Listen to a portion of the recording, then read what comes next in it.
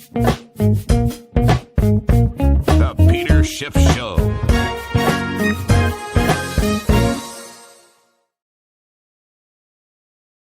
A historic day in gold today. Gold was up about $51 an ounce to close above 2,500 for the first time ever. We actually closed at $2,508 an ounce. It was up 2.6% on the week. Despite this move, it happened pretty much in obscurity. Even the financial networks, I was watching CNBC a lot of the day to see if they were going to talk about gold, and they didn't talk about it at all. I mean, maybe they mentioned it when I wasn't paying attention, but when I was paying attention, I heard plenty of talk about Bitcoin, but I didn't hear any talk about gold. Bitcoin did nothing on the week. It was relatively flat. I think it's now about 59,000.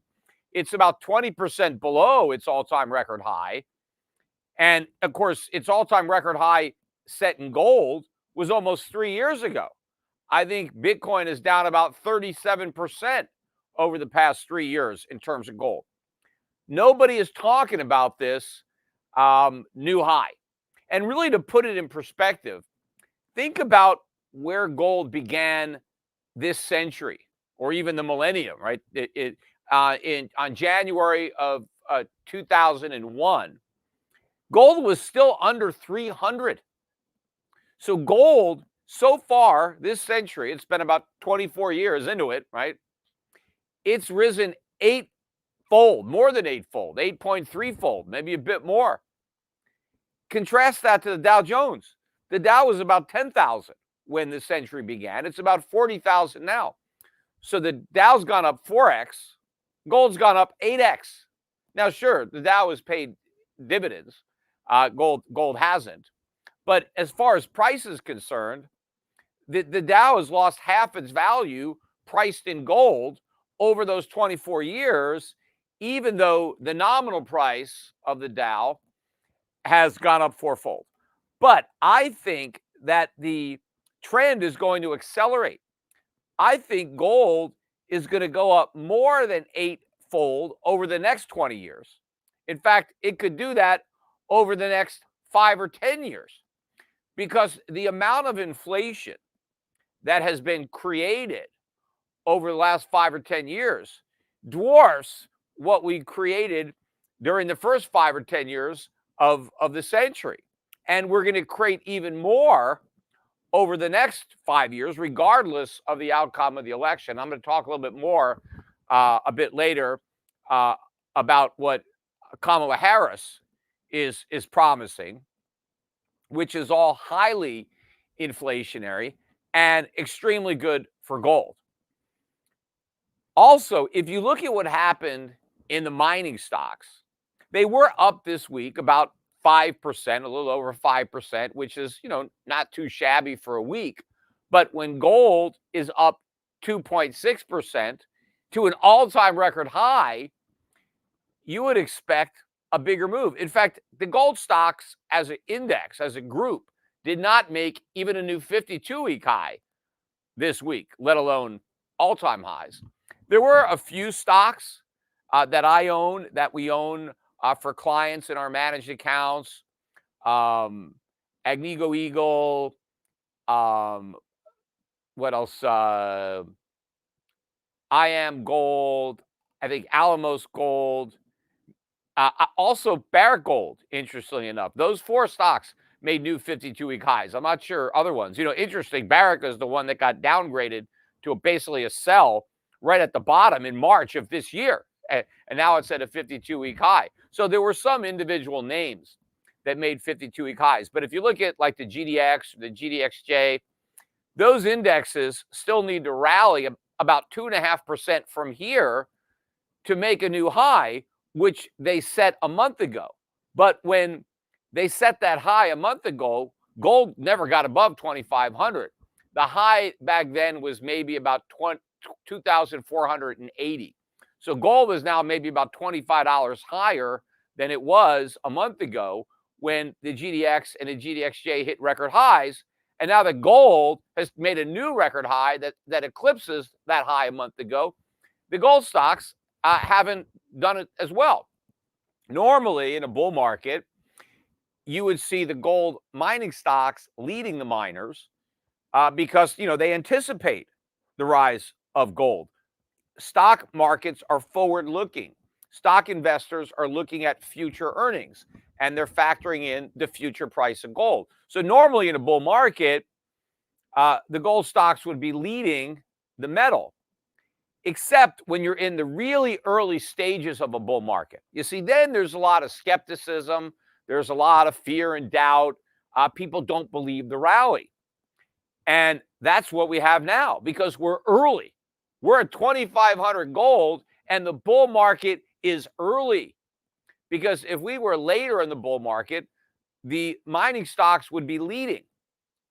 But that's going to happen, right? The greed, the optimism comes as the bull market progresses and more doubters throw in the towel. Because remember, a lot of people have been burned because gold went sideways for about a decade. And so a lot of people, don't believe that this rally is real. In fact, I'm sure earlier in the day, most gold stock traders thought that 2,500 was going to hold, that it would be resistance, and that gold would probably go back down. Instead, it went through 2,500 and closed above it, not only on a daily chart, but on a weekly chart. This is extremely bullish. In fact, I wouldn't be surprised if we had a huge up move next week. Now that we've cleared this 2,500 resistance, I think we might make a big move up so that 2,500 becomes the new support.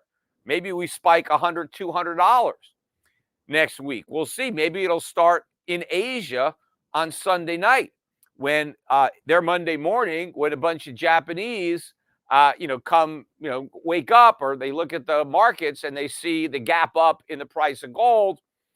They may start buying some, and there may be a lot of buying in China, Australia, and Europe before Americans even get out of bed. So I think, again, I wouldn't wait for Monday. I would buy my gold right now, right? If you're planning, in fact, silver is still back below 30. It's back just above $29. So silver is an even better buy, I think, than gold, but they're both great buys. And there's no reason to wait for Monday to buy because the price could be a lot higher. I would just go to Shift Gold over the weekend and just buy whatever you can as far as what you want your allocation to be. Because I know there's been a lot of people waiting for a pullback, and I've been telling everybody on my podcast, don't wait. Even if there are pullbacks, they're not going to be big enough to make a difference. What is going to be big is the rally. I think, we're going so much higher than the current price.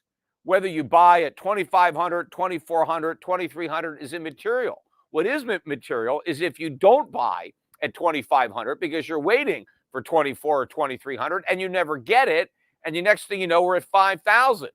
And then you're like, well, I'll buy a pullback to 4,500. Well, then just buy it now, right? It's a lot cheaper than buying it a lot higher. And the good news is at Shift Gold, we made it a lot easier now for you to buy gold and silver through my company. So you're not going to get ripped off 24/7 because we now have a brand new website at Shift Gold. I don't know if you've noticed it, but it's a new website, some new graphics. But the most important change is now we have live pricing 24/7 of the various products that we recommend, the gold and silver products. The prices are there, and you can buy without speaking to a representative. You have a shopping cart. You can select the coins and bars that you want. You can load it into your cart, check out, and pay.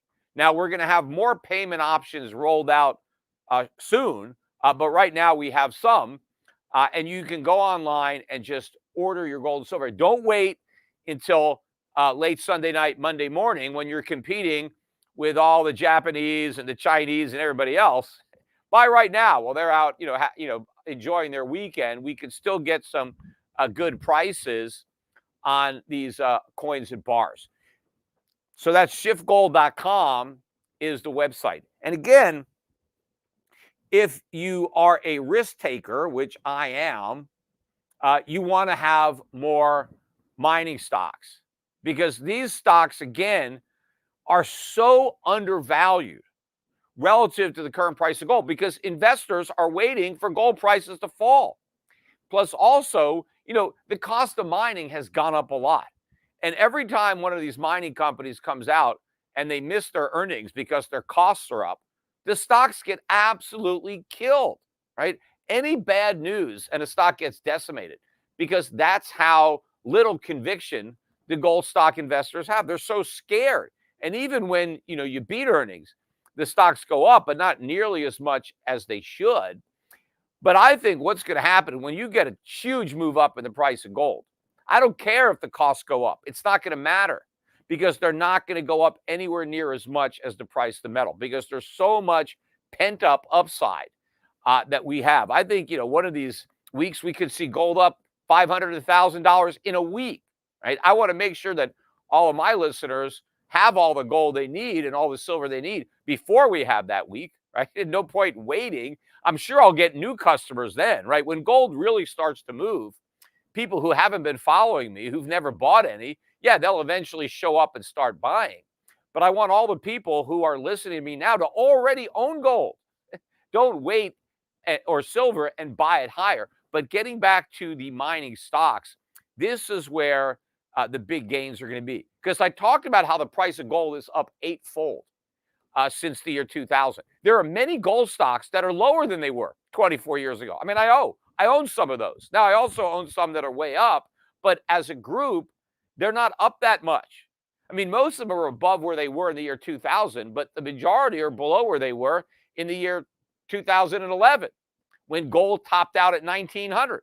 Most gold mining stocks are well below where they were in 2011. So these stocks are very, very cheap. They're not going to stay cheap forever, right? And while they are, you got to take advantage of it by buying them. Now, one way you could do it, if you're not sure, which ones to buy, is to buy a fund.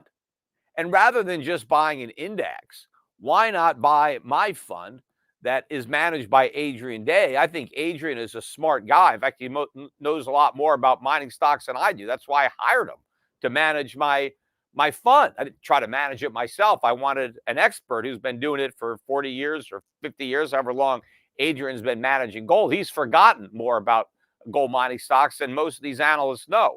But I think he's built a fantastic portfolio, especially with some of the junior companies that nobody would know about. I think that's where the biggest gains are going to come from.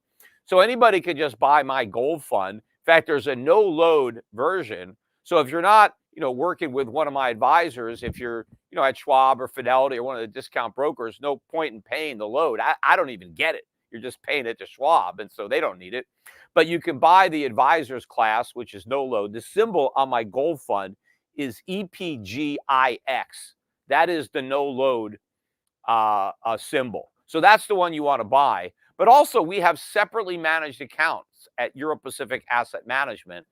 You can call up, go to Europac.com and talk to our representatives about having your own portfolio managed by Adrian Day through Euro Pacific Asset Management. And you want to get your positions in these mining stocks as soon as possible before the world wakes up and realizes how cheap they are. Nobody is paying attention. Again, they're not talking about it on CNBC because the average investor couldn't care less about these stocks. And so CNBC doesn't even bother to cover it. Why are they talking about Bitcoin all the time? Well, because that's what their listeners care about. That's all their advertisers are advertising Bitcoin or others cryptos. Nobody is talking about gold, right? Well, that's when you want to buy it, when no one's talking about it, right? By the time everybody is talking about it, the price is going to be much, much higher. And by the time your typical, portfolio manager, whether it's a, mutual fund or a hedge fund or some of these pension plans or endowments, by the time they start buying these gold stocks, it's going to be because they are way, way up. That's what's going to put these stocks on their radar, right? The 5% move that they had this week, that's nothing. I mean, NVIDIA was up 18% or something on the week. So who cares about these gold stocks? They're going to have to be up a lot more. But when these things are tripled, quadrupled, or more in a short period of time, yeah, they'll finally get on the radar of the mainstream, right? But I don't want my audience to wait until then. I want them to be fully invested by the time that happens. Now, one of the things that would be particularly bullish for the price of gold, and I'm not rooting for this, I'm just saying that it would be very bullish, would be if Kamala Harris were to be the next president. Because I happened to listen to her economic speech today, if you want to call it economics, in quotes. And everything that she is proposing is highly inflationary. Oh, and by the way, before I even mention that, the US dollar index tanked on the day and it closed at a new 5-month low. And, this also is a big indicator because you have the dollar going down, potentially breaking down, just as gold is breaking out. And I think once the dollar really starts to fall, which it will, it's going to put even more upward pressure on the price of gold. Oh, and by the way, one more thing I wanted to point out before I get to Kamala Harris. Jerome Powell claims that the Fed is data dependent, that they're looking at the economic data to decide whether or not they should cut rates. And I've already told you they've decided they're cutting rates in September, right? They're going to do it. The only question is, do they do 50? Do they do 25? Do they do 75? They're doing something because the market now expects it. And that's why we got a big rally this week, is because, they're all convinced now that we're going to get this rate cut. But what Powell's been saying all along is the reason he's waiting until September is because he's looking at the data and he wants to make sure that the data supports low inflation and a return to 2%. And he claims that his monetary policy is tight, and it's been tight, and he doesn't need it to be as tight because of the data. Well, once upon a time, Alan Greenspan was the chairman of the Federal Reserve. So he had the same job that Powell has now.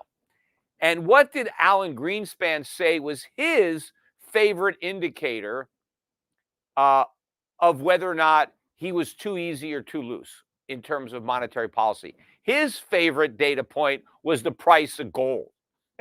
And I remember a particular speech where gold was around 400 or somewhere 300 and something.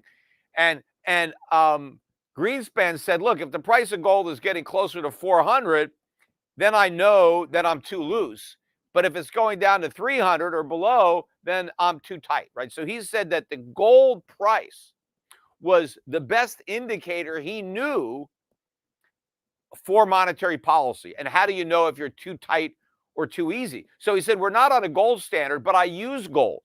And so because we use gold, he said, this is just as good as a gold standard because I've got gold as a data point, to let me know. I can look at the price of gold and I know whether policy is too tight or too loose.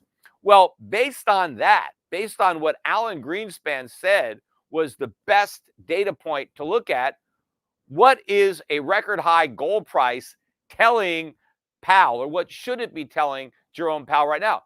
Policy is too loose.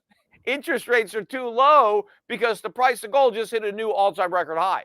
So what Powell should be doing based on $2,500 gold that isn't going to stop going up, it's going to keep on rising, this should be telling Powell, we need to hike rates. But Powell is ignoring this warning sign, and he's going to cut rates anyway. And gold is going up. So gold knows, gold investors, the smart ones, know that policy is too easy and that the rate cut that's coming is a mistake.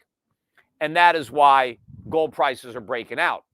Now, getting to Harris's proposal, which I heard today, All of this will throw lots of gasoline on this inflation fire. Now, first of all, during her speech, Harris talked about all the things that she's going to do to lower the cost of living, which she admitted is way up over the past few years, which, basically where's she been the last few years? She's been in the White House. She's been the vice president. So all this has happened under her watch, under the watch of Joe Biden, right? And so they should be accepting responsibility. They're acting like, oh my God, this just happened. Now we got to do something about it. Well, they're part of the reason. They're not the only reason, but they're a good part of the reason why prices have gone up so much. She doesn't want to accept any responsibility for driving prices up. She's blaming the price increases on greedy corporations. Right? Well, first of all, corporate greed has always been around. So why did they wait for Biden to be president to jack up prices? I mean, weren't they greedy before? Why didn't they jack them up earlier? Right? This is so ridiculous that it's corporate greed. But she specifically said it's the grocery stores. They're the ones that are doing it. That's why the price of food has gone up so much, because these greedy grocers are price gouging and they're overcharging you, which is nonsense. I mean, first of all, maybe Kamala Harris has never looked at, the balance sheet of a grocery store. This is not like a department store. They don't mark stuff up like 50%, 100%. Their margins are razor thin, just like 1%, 2%. Maybe there's a few items that they stick out, high margin items. When you're checking out, when you're on the line, they have a few things hanging there.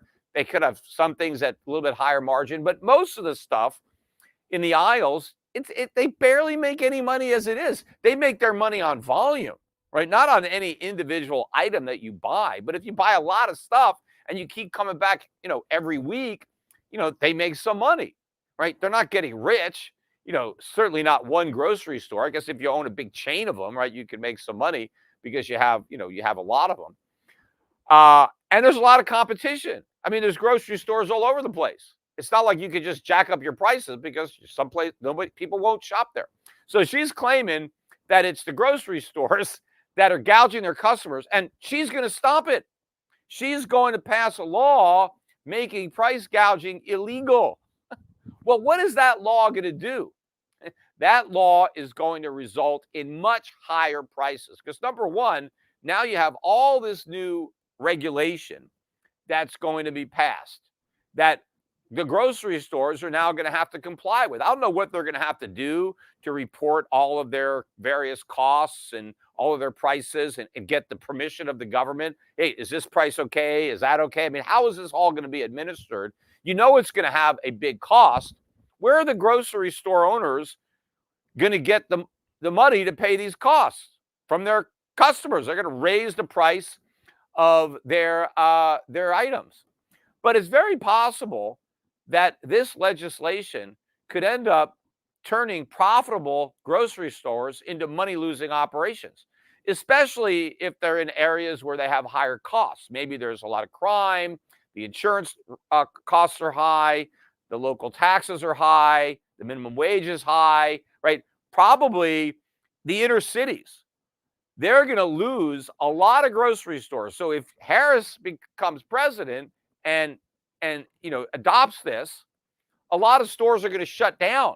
So what that's going to mean? Well, that's going to mean that you have fewer grocery stores, less competition, higher prices. All of this is going to make prices higher, not lower. Again, everything the government does backfires. And first of all, how is anybody gouging, right? She even admitted in her speech today, she said that I know the majority of supermarkets and grocery stores are not overcharging. It's just these few bad actors. Well, first of all, if it's a few bad actors, then what difference is her plan going to make, right? I mean, it's barely affecting anybody if it's only a few stores. But again, if it's only a few stores, why does anybody shop at those stores? Again, people aren't idiots. If there's a grocery store that's gouging people, well, then don't go there. Go to the store that's not gouging people. She admitted there's plenty of grocery stores that aren't gouging. So how do the gougers stay in business, right? Obviously, this is all BS. I mean, The only time you actually have this so-called price gouging is in a situation where there's a real emergency, a shortage. Let's say there's a hurricane, right? And all of a sudden, a lot of people need drinking water. A lot of people need generators, and they don't have them. Well, how do you get drinking water and generators into a storm area? Well, the price goes up in that area, and now generators, water supplies from all around the country get shipped into that area because the price is high enough that it's now worth it to pay all these extra transportation costs and to do all this stuff to bring the items that are needed into an area that needs it. Now, if you weren't allowed to do that, if you weren't allowed to raise your prices, then what would happen? Well, nobody would bring in the water. Nobody would bring in the generators. People would have to go without this stuff. It's ridiculous. Prices are set by demand, supply and demand. If demand goes up, like in a hurricane, and there's no supply, the price has to go up. And the higher price brings in the supply. If you don't let prices go up, there is no supply. You have shortages, you have rationing, you have long lines. The government can't make any of this go away. But the public doesn't know anything about economics. I guess neither does Kamala Harris. But all this stuff just backfires. There is no, greedy, evil business people that are, screwing people over. In fact, I've talked about this on my podcast, but most of the business owners have been reluctant to raise their prices. They didn't want to risk losing their customers. So most businesses have been slow to raise their prices as their costs have gone up. So if anything, it's the customers that have been gouging the businesses because the businesses haven't raised their prices enough because their own costs are going up. And one of the costs that goes up are labor costs, right? Kamala Harris is all for, hey, let's increase the minimum wage, or let's pass these new rules and regulations that drive up the cost of hiring people or drive up the cost of running your business. Everything she wants to do drives up costs. Well, what are the business supposed to do? They got to pass on those costs in terms of higher prices. So that's one ridiculous policy that she had. Another one that she had was for the housing market. She's upset that there's not a lot of affordable housing.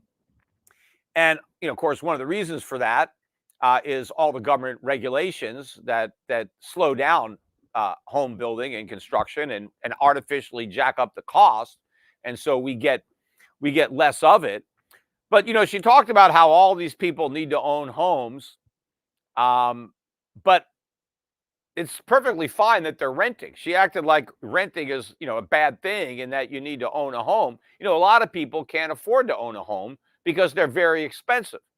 When you own a home, you're responsible for all the maintenance. Something really bad can happen, and all of a sudden you have $5,000 or $10,000 repair bill. A lot of people don't have that money, so they're better off renting and letting the landlord take care of that. Because when you rent, you've got a fixed rent. You know what your housing costs are going to be. When you own a home, you have no idea what it's going to cost you on any given month because you don't know what's going to go wrong. A lot of stuff can go wrong. When you're a renter, that's the landlord's problem. When you're an owner, it's your problem. And so there are a lot of people that Kamala Harris wants to put in homes that really shouldn't be there. They should be renting. But what she wants to do, number one, is she wants to jack up the regulation on the landlord. She says, these corporations that gobbled up these houses and they're renting them out, she thinks they're overcharging. Obviously, they're not. It's a free market in rents. But she wants to put on new regulations to make sure they're not charging too much. Well, what's going to happen? They're going to have to charge more because now they're going to have to recover the cost of all this regulation in their rent, right? So rents have to go up. But another thing she said she wants to do is she wants the government to give every first-time home buyer $25,000 towards the down payment for a house. Now, first of all, where's the government going to get the $25,000? I guess it doesn't have it, right? We have a $35.2 trillion national debt. So where's the government going to get the money to give people the down payment? Well, they're going to borrow it. And who are they going to borrow it from? Well, they're probably going to borrow it from the Fed, and the Fed's going to print it. So in order to give people $25,000 to make a down payment, they're going to have to create a lot of inflation, right? Well, she's promising this money to help people deal with inflation because of the high housing costs. So she's going to give people $25,000 to buy houses. Well, to do that, she's going to have to create a lot of inflation. But also, specifically, by giving people $25,000 to buy a house, what is that going to do to the price of houses? It's going to make them go up even more because now you're increasing housing demand. People now have $25,000 with which to buy a house. Well, that means the house price is going to go up. So this whole plan is going to result in higher overall inflation, but specifically, it's going to really jack up housing prices. So she wants to make buying a home more expensive, and she wants to make renting a home. Now, she doesn't want to do it, but that's what her policies are going to do. The policies that she is pursuing will have the opposite of their intended effect. You know, she started out her speech. She said she wants to build an opportunity economy. What does she think we have? Opportunity comes from free market capitalism. It's already been built, right? We have all these immigrants that came to America in search of opportunity, right? That's why they came, right? They wanted to live in an opportunity economy. She wants to tear that economy down. She wants to create a centrally planned economy. Well, that doesn't create opportunity, that destroys opportunity. She wants to create what the people in Argentina have finally rejected, right? They don't want that kind of socialism. But Kamala Harris doesn't understand that socialism doesn't work because she learned economics from her communist father. Her father taught communist economics at university. I mean, why they even bother to teach that is a bunch of nonsense. I mean, they might as well have courses in astrology, right? You know, in the astronomy department, right? No, because communism is as much sound economics as astrology is to an actual science like astronomy.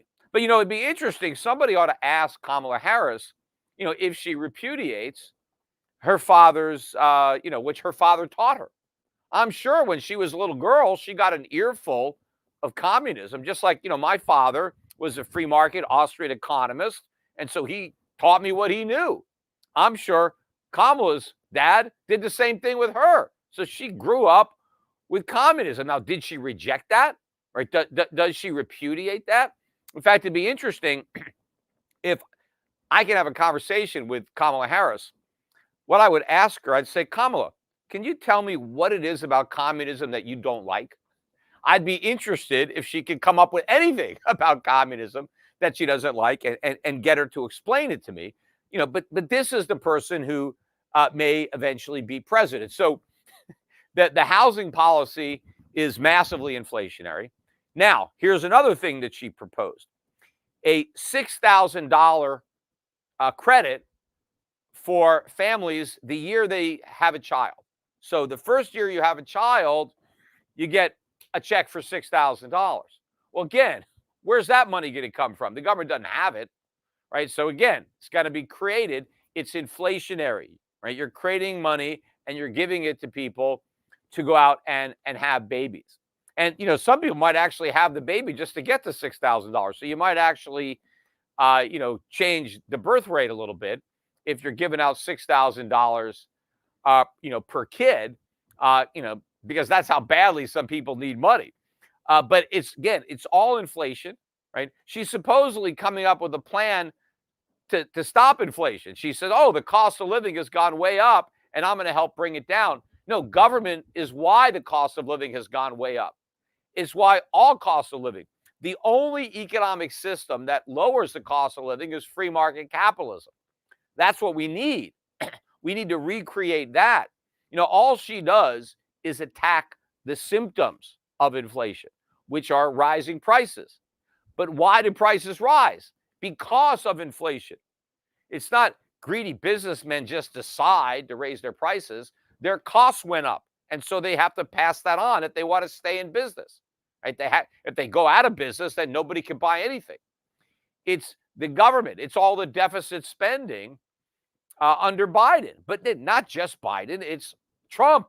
It's Obama. It's Bush. The inflationary chickens are coming home to roost, but they've been going out there for decades, right? And now, right, we're seeing the consequences. None of these gimmicks are going to work.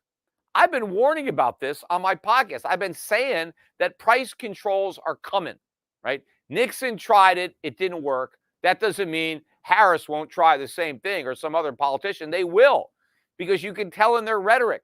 They are blaming inflation on the people who raised the prices. Again, that's why they redefined inflation, which is really an expansion of the money supply. They redefined that as rising prices because that way they can blame the greedy businessmen because they raised the prices. If they were still defining inflation the way it used to be defined as an expansion of the money supply, how could you accuse the grocery store of expanding the money supply? They don't have a printing press. Once you understand the definition of inflation, you know exactly where it's caused. That's why the government doesn't want you to know what inflation is. They want you to believe that the consequence of inflation is inflation, so they can blame businesses for the price increases, even though they're the ones that bear 100% of the responsibility. Here's another inflationary proposal. She wants to forgive all the medical debt, right? So if you have a bunch of debt that you incurred for medical purposes, it's just going to be forgiven. You don't have to pay the money back. Well, where's that money going to come from? Because she's not telling the hospitals or the doctors, you got to forgive that too. Like, hey, you're not going to get your money. No. So the government is going to have to assume all of that forgiven debt. So instead of the people who borrow the money paying back their doctors, well, the government's going to pay everybody's doctors. With what money? Again, they got to print it. More inflation in order to forgive people's medical bills. But of course, what happens once the government sets a precedent of forgiving medical debt?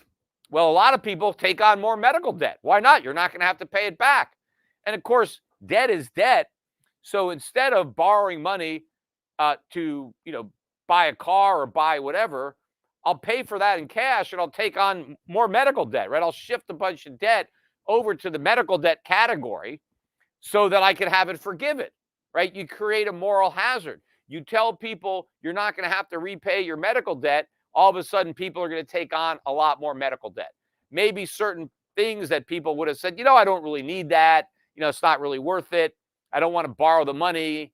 Now they'll borrow it, right? And now the doctors will be able to tell the patients, look, I'm raising the price of this procedure, but don't worry about it. Just borrow the money and the government will pay it back for you, right? Now even the doctors or the hospitals are incentivized to charge you even more because they know you're not going to have to pay it back. And then you're not even going to object to it because you're not going to have to pay it back. So again, all of this moral hazard, inflation, none of this is going to work. In fact, the other thing she wanted to do with medical debt, although she's planning on wiping it all out, so it seems like it's irrelevant, but she said that she wants to make it so that credit agencies, when they're, calculating your credit rating, that they can't take into consideration all of your medical debt. Like they have to pretend that it doesn't even exist. But it does exist, right? And so how can you not look at it? Because if somebody has a lot of medical debt that they have to pay, how could you ignore that if you want to see, if they're a good credit risk? Because the more debt you have, the less likely you are to repay. But if you're going to tell the credit rating agencies that they can't look at certain debt, well, then you're destroying the whole value of the rating. It's meaningless. And in fact, if they can say, well, we don't want you to look at credit card debt, well, what other debt do they not want you to look at, right? Do they want to make the whole credit rating completely meaningless so that, because once it's meaningless, now people are not going to be able to borrow money because the credit rating is supposed to help the lender have some confidence in making a loan. But if the ratings no longer mean anything because they're no longer legitimate because the government has said you can't count this, you can't count that. Well, how do lenders, handle that? Well, they just don't make the loan at all. Fine, I won't loan, right? I don't want to risk losing my money if I can't quantify the risk with a legitimate credit score. So again, all of this stuff is going to backfire and make the problem worse. But the funniest thing too about this whole Harris plan is she wants to do all this great stuff. She's talking about all this great stuff I'm going to do if you elect me. Well, you're already there. You're already in office. Do some of it right now. Why you wait until January? Just go ahead and do it if it's so great. Can't you talk to Biden about it? Can he adopt some of these things, or can't you propose some of this legislation? I mean, at least Trump is in office right now, so he can say, hey, if I was in office, these are the things that I would do. How is Harris going to talk about all this stuff she's going to do? She's there. Do something, right? Why wait, until next year if you've got this great plan? But the reality is the only plan she has is to create inflation. That's all the government's been doing, is creating inflation. That's why the price of gold is going to go through the roof. That's why the value of the dollar is going to go through the floor. All of this should have happened a long time ago, but it's happening now. And the reason it's taken so long is because we've been able to kick that can down the road. We've been able to convince our creditors to keep loaning us money. We've been able to convince the world to keep warehousing U.S. dollars and U.S. treasuries as the reserve asset. But all they got to do is listen to Kamala Harris talk, and they're going to run from the U.S. dollar. Not that Trump is going to reverse course. I don't think he will. But the prospect of Harris stepping on the gas when we're already headed off the edge of a cliff could scare a lot of people. Just the other day, yesterday, was the 53rd anniversary. And again, I hate to use the word anniversary, but that 53 years ago yesterday, Nixon officially took us off the gold standard for good, although he said it was temporary. And, hopefully he's right. It's just taken a lot longer than he might have thought 53 years ago. Although the foundation for what Nixon did was laid by Lyndon Baines Johnson, LBJ, because he's the one that got the law passed that empowered the president to do what Nixon did. It's just that Lyndon Johnson, didn't do it. He just made it possible for Nixon to do it. So he might be the real guy that killed the dollar. And remember, Lyndon Johnson is the one that took the silver out of our coins. We used to have real money, dimes, nickels, quarters used to be made of silver, and now they're made of copper or nickel, mostly copper. By the way, if Kamala Harris is elected president and we do have price controls on groceries, there will be shortages of a lot of key items that used to be on these grocery stores. They're just not going to be there legally. The only way you'll be able to buy them is on the black market. See, that's another thing. When the government has price controls, they have shortages. And so stores that are trying to be law-abiding, they don't have the goods. But you will have criminals who are going to try to take advantage of the fact that, people want, certain items, let's say oranges. Let's say the price controls on oranges are such that there are no oranges because nobody can buy the oranges and sell them at a profit, so there's no oranges. Well, you've got criminals that'll say, hey, people want oranges, and so maybe some people will pay a lot of money for oranges. Maybe they really like oranges. They can't buy them at their grocery store. It's illegal, but, people sell drugs illegally. People fence all kinds of stolen merchandise. There's crime going on, right? And so criminals will start selling oranges. Now, when criminals start selling oranges, those are going to be some real expensive oranges. Why? Because the criminal is taking a risk. He can go to jail for selling you those oranges. So he's not going to sell them at a low price. He's going to charge through the nose. He's going to really gouge the hell out of you, if because he's risking going to jail selling you those oranges. So that's when stuff really, really gets expensive, is when you have to buy it illegally. And in fact, you become a criminal yourself. Maybe you go to jail for buying oranges, right? But let's say there is a black market. How are you going to pay? Well, it's all going to be cash, right? Because the criminal is not going to take your credit card, because then the government will be able to find them. That's why we don't want a digital currency, right? You want to buy oranges, and all you got is a central bank digital currency. You ain't getting any oranges, right? Because there's no black market. But I think rather than cash, you know what these criminals are going to want for their oranges? Silver, real money. U.S. coins that were minted before 1965 that are actually made of silver. Now, Shift Gold sells those junk silver bags. That's going to be the ultimate black market currency. I think you'll get a better deal on your oranges if you pay for them with silver dimes than with paper dollars. Meanwhile, you buy those silver dimes now, by the time it's illegal to buy oranges or anything else, those dimes could be worth 10 times, 20 times what you paid for them. So even though the price of food will go way up, the value of your money will go up even more. And so what that means is, even if the price of oranges quadruples in terms of paper dollars, the price can go down 50%, 75% in terms of silver dollars. So buy those silver dollars now, or the quarters, or the half dollars, or the through junk silver. That's one of the reasons to own it, is so that you have real money that can't be traced. And when that's most in need is when you have price controls.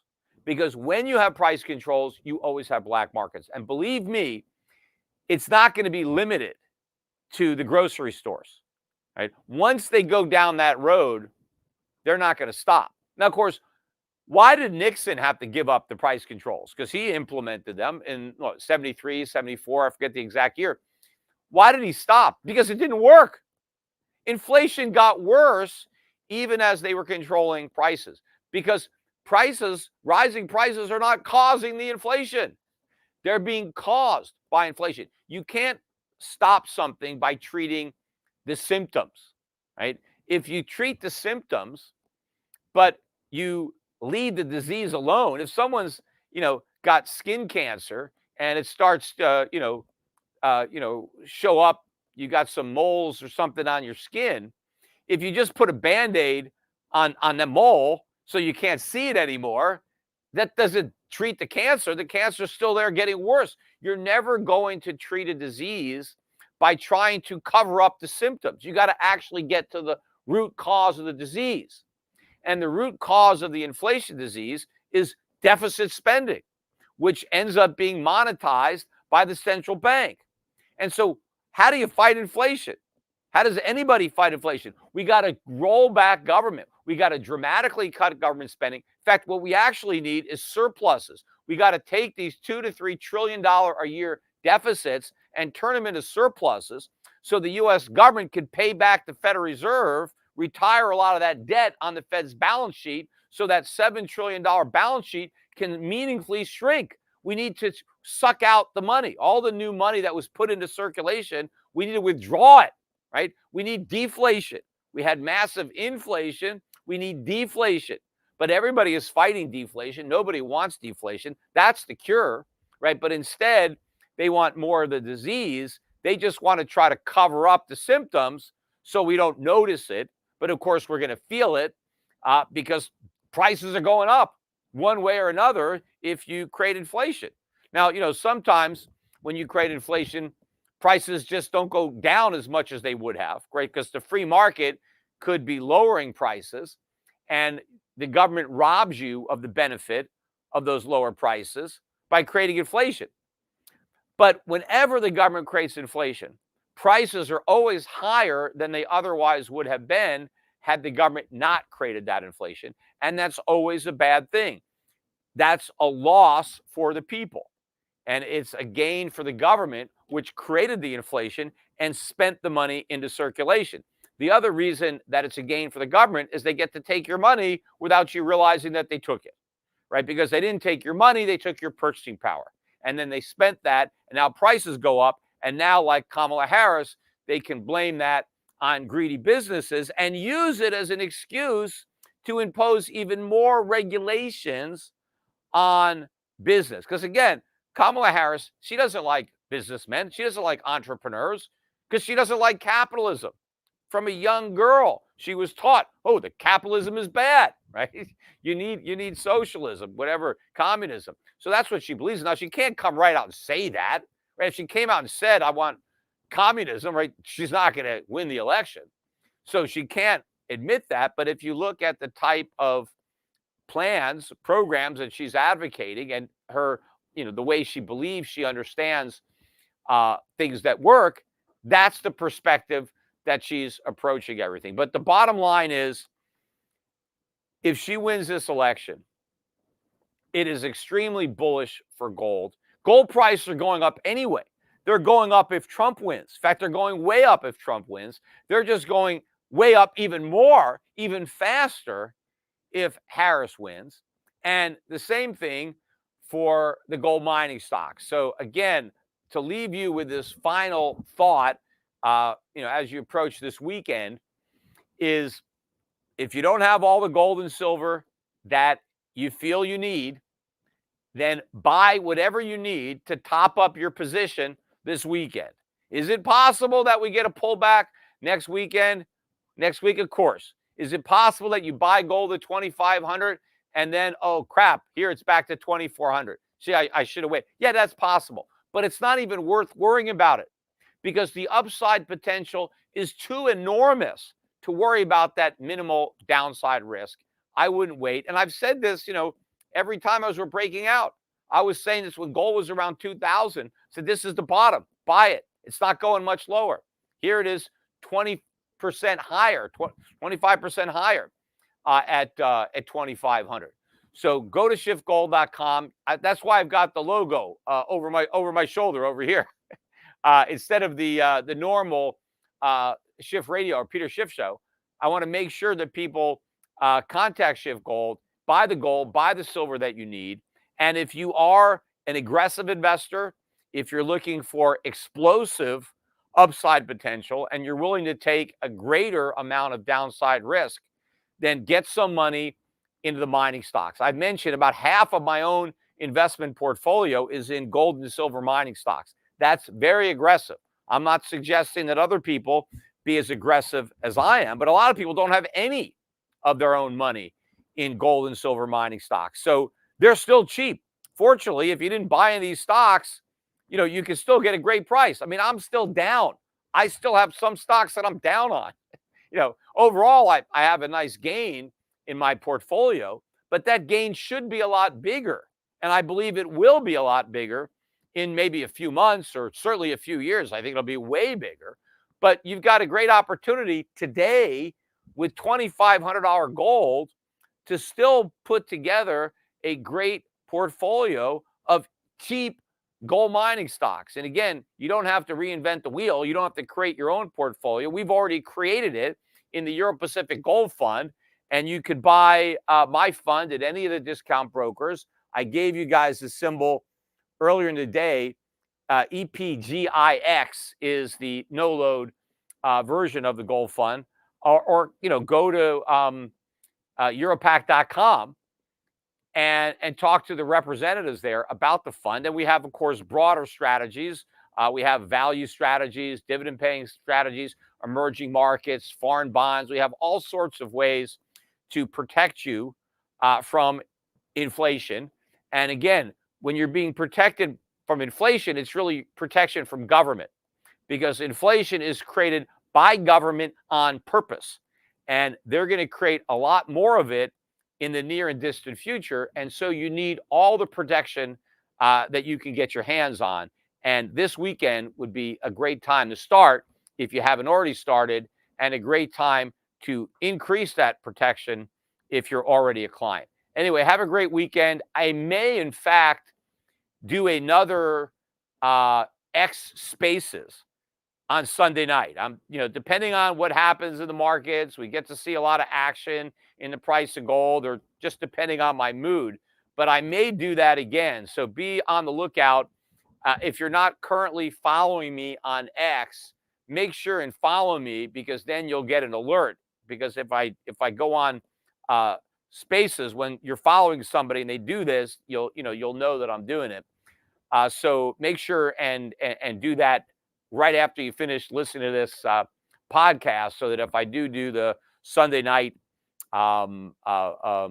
Spaces, because I'm not going to do a podcast Sunday night, I'm doing it Friday, so there won't be another podcast on Sunday, but there may be a Spaces. Anyway, bye for now.